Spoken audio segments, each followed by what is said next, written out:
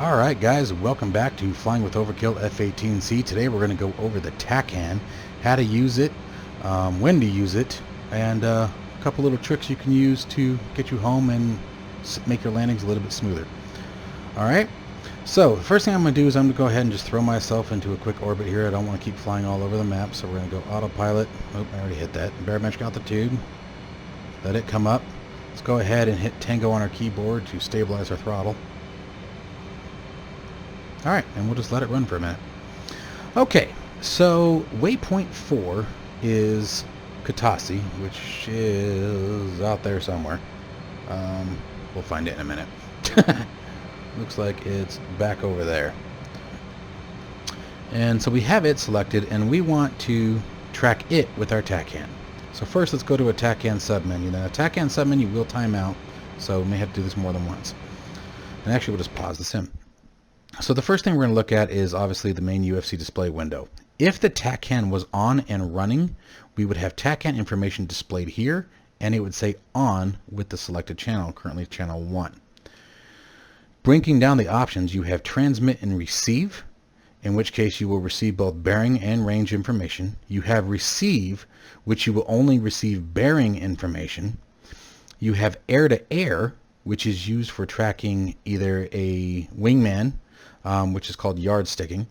In a yardstick situation, you will only receive range information. So how you would find them is basically just steer the aircraft until your range starts decreasing.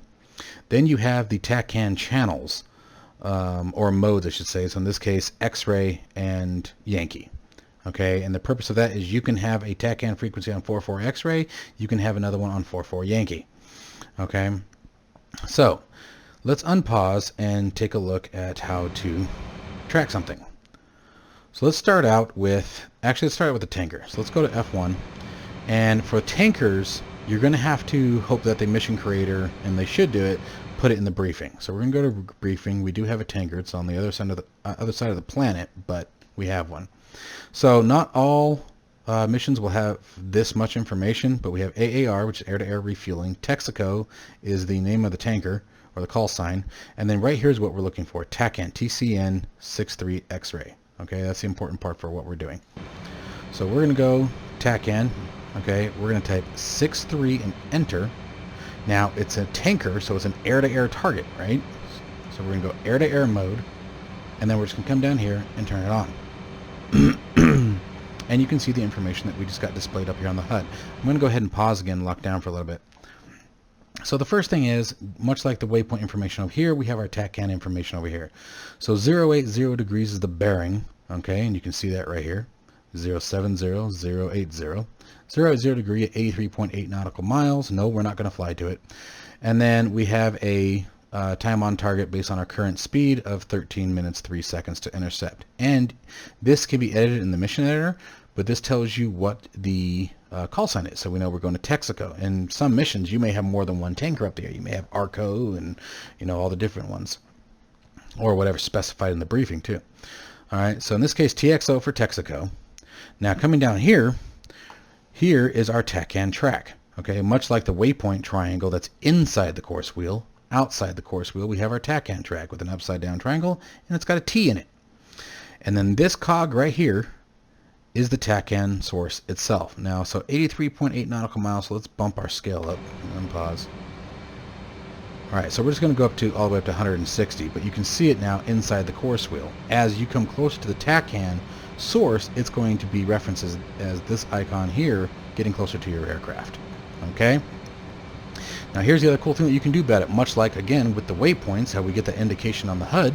If we box TACAN and unpause, this is now referencing our TACAN source, and with an air-to-air target, much like a tanker, it's going to constantly be moving, right? Because the tanker is flying through the air. It's not a static object just out in space, right?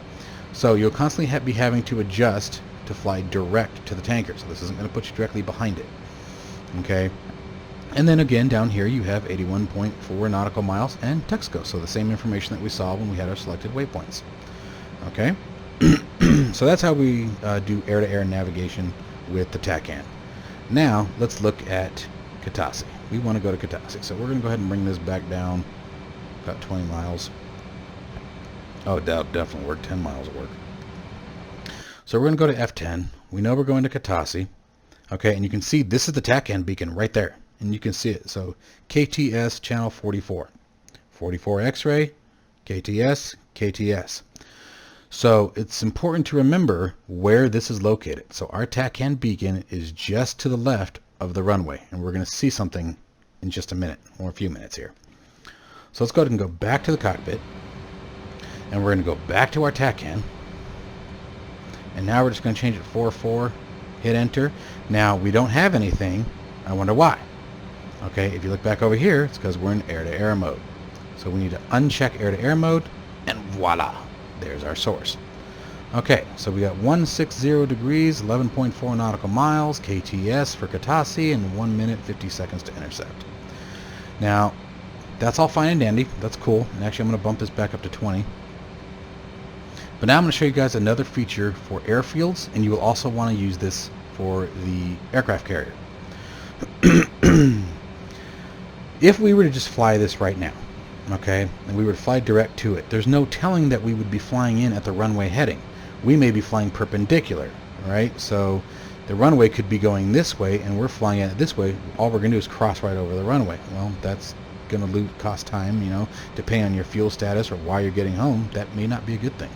So let me show you guys how to get a visual reference of where the runway is. So we're going to go back to F10 here. And what we're going to do is we're going to take our ruler right here, this guy here, just highlight it. And we're just going to right click it. And right click again. And you can see here that the heading of our line is 074 degrees. Now this is important to keep in mind which way you draw your arrow. Okay, if we draw the arrow from the other direction, so same line but starting over here instead, oops, yep, I did. So try that again, right click and draw it this way instead. Well, now we have the reciprocal of 253 degrees, right? We don't want that. Okay, we're going to come in from this side and do 073 degrees. Now you'll see that the runway, to talk about runways for a second, the runway heading is 08 degrees. Runways are assigned their heading based on their magnetic heading. You have two different types of headings. No, I'm not going to get into why they are, what they are. You guys are free to look them up. What you're going to want to look up is the difference between magnetic heading and true heading. Okay, I do not want to confuse anyone, so we're just going to say that there's two different types. When we are landing, we want to set our aircraft to true heading. When we are flying, we want to be in magnetic heading. Okay, so runways are given their headings based on their magnetic heading. They're rounded to the nearest whole number. Okay, hang on one second. Sorry about that, had to sneeze. Okay, so if a magnetic heading of a runway is 076 degrees, they're going to round that number up to the nearest whole number. So 075 and above would be 080 degrees. Okay, 075 or 074 and below would be a runway heading of 07 degrees. What we're getting up here is the true heading. We're not getting the magnetic heading. Okay, so what we're going to do is we're going to go into our aircraft, and we need to set our aircraft to use a true heading. That's the first step. So we're going to go to Data, we're going to go to Aircraft, and we're going to come down right here. You can see where it says mag heading. We're going to change that to true heading. And our heading, if we were watching it for a second, keep an eye over here on the HUD for a second. Okay, watch the heading. As I switch it to magnetic, and then to true. Okay, it changes. All right.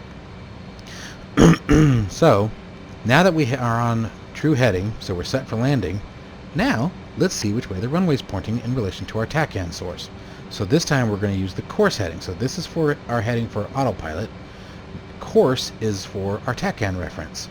So again, we're just going to do the same thing. You can right or left click it, and you're going to do it until you see the same thing that we saw before, course select. And now we're going to type 073 degrees. And now we know which way the runway is heading. So we want to come in from this angle, not this angle, not this way or this way.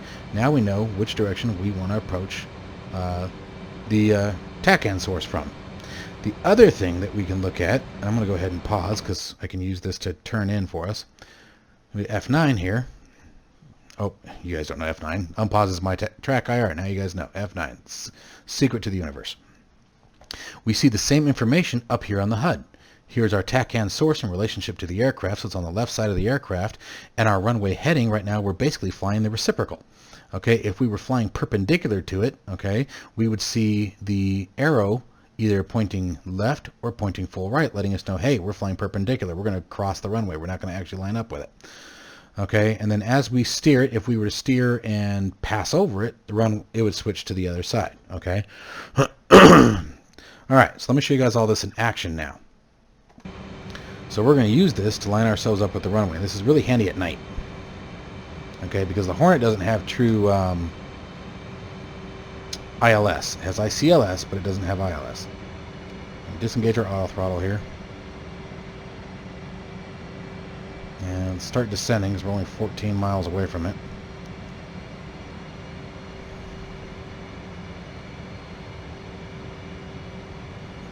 And again, I'll go ahead and speed up time here.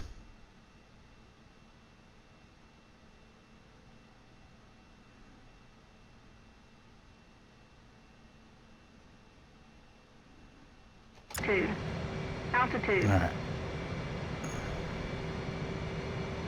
So now we know we're flying perpendicular to it, so we can use this as sort of our base turn. Now we're below 250 knots, so I'll tell you what, I'm going to go ahead and dirty up the aircraft. So we're going to bring the landing gear down and flaps down to full.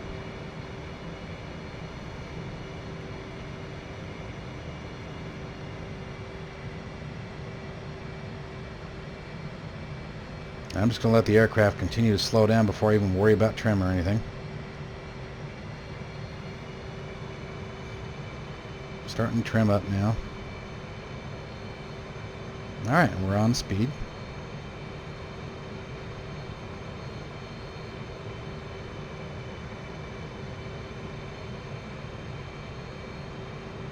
Accelerating a bit. Now we're approaching our runway here, so I'm going to go ahead and set this back down to 10 now.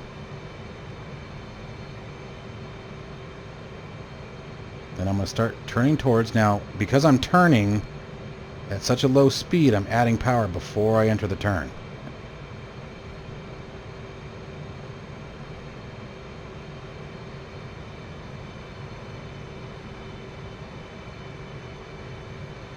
And you guys can see Katasi right there. Okay.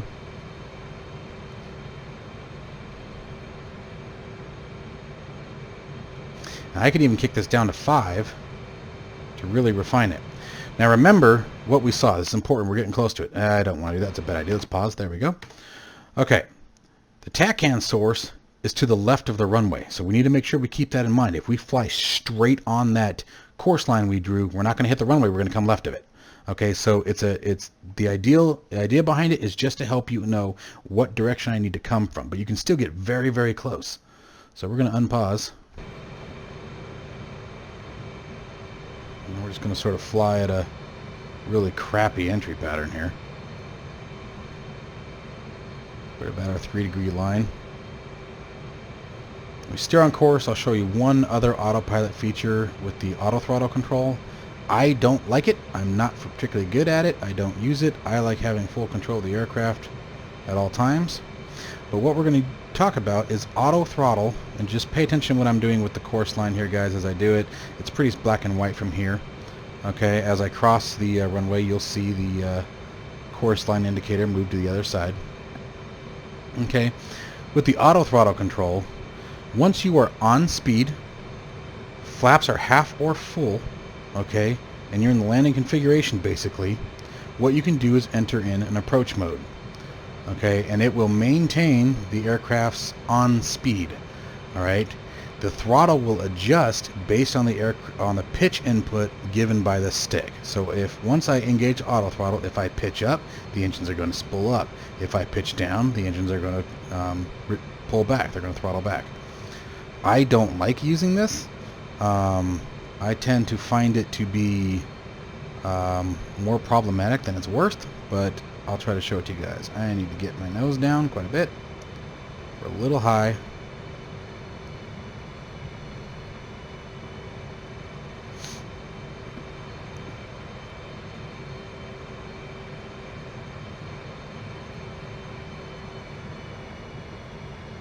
Gotta have the lights on when you land. Okay, let's get the nose back up now. Alright, so you can see how the course line has now moved to the left side, right? So it's not right on the runway. Okay, just like what we saw on the F10 map. The TACAN source is just to the left of the runway.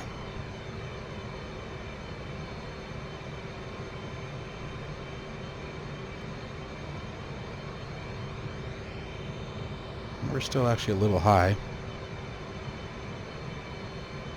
Turning a little too tight here.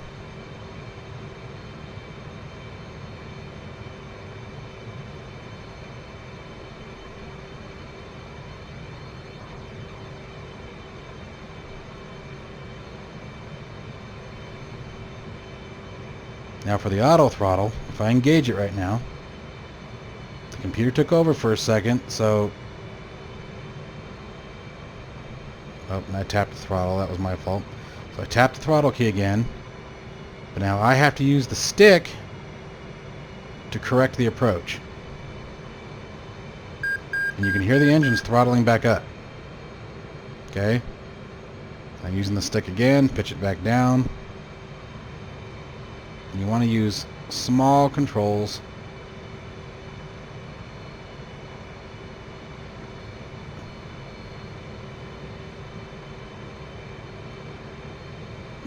So I'm not touching the throttle. The computer's doing all the throttle work for me. But, like I said, I don't like it. So I'm going to disengage it. If that's something you guys want to practice, go for it. We need to descend very quickly here. Now I need to power up very quickly here.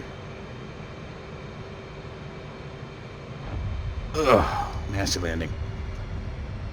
So, practice with the auto throttle on the approach mode. I think it would be okay if you practiced from a longer distance out. Like I said, I don't like it. So essentially what it does, okay, remember from the landing tutorial for those of you who saw it and those of you who just already know how to do it, the E bracket is a reference of speed. So when we're landing without the auto throttle, we are we're constantly pulling the throttle back, adjusting power, right, and very little movement on the stick. Okay, with the auto throttle engage, it's the opposite. Okay, you need to use the stick to adjust your pitch and descent rate, excuse me, and instead of you controlling the throttle now, the computer will control the throttle. Alright, so that's the difference between the two. Without auto throttle, we're controlling our pitch and our climb and descent rate with the throttle. With auto throttle engage, we are controlling our ascent and descent with the stick, and the computer's controlling the throttle. Okay, so it's a little confusing. Like I said, I don't like it. I never use it. The biggest things to remember here, though, is our TACAN sources. So remember, TACAN, enter in your frequency, make sure you're in the right option mode. Transmit, receive, air-to-air for tankers, air-to-air for a wingman using yardstick. Make sure you see the on key up here. If you don't see that, you're not actually getting anything. You have your bearing, range, and time till intercept up here. KTS or any label, for example, this was Batumi, this would actually say BTM. Remember the text goes at TXO. You have your identifiers always on the outside of the course wheel with the T in it. And remember to set your course line when using it to land for a one-way. Make sure that you set your heading to true, which you can see listed here. Once you get back in the air, make sure that you set back to magnetic. Okay, and if we go back to our TACAN, for example, by the way, so you guys can see that, now look at the runway heading. Okay, you can see that we're straight down the runway, but according to here, it's offset. That's why you have to set it to true. If you don't remember to set it to true heading, and you try to line up on it, you're going to come off. You're going to come in at an angle. It's going to screw you up a little bit. Okay, now hopefully the runway will become visible fast enough that you can correct for it. But if you see that, that's why you didn't set it to true heading.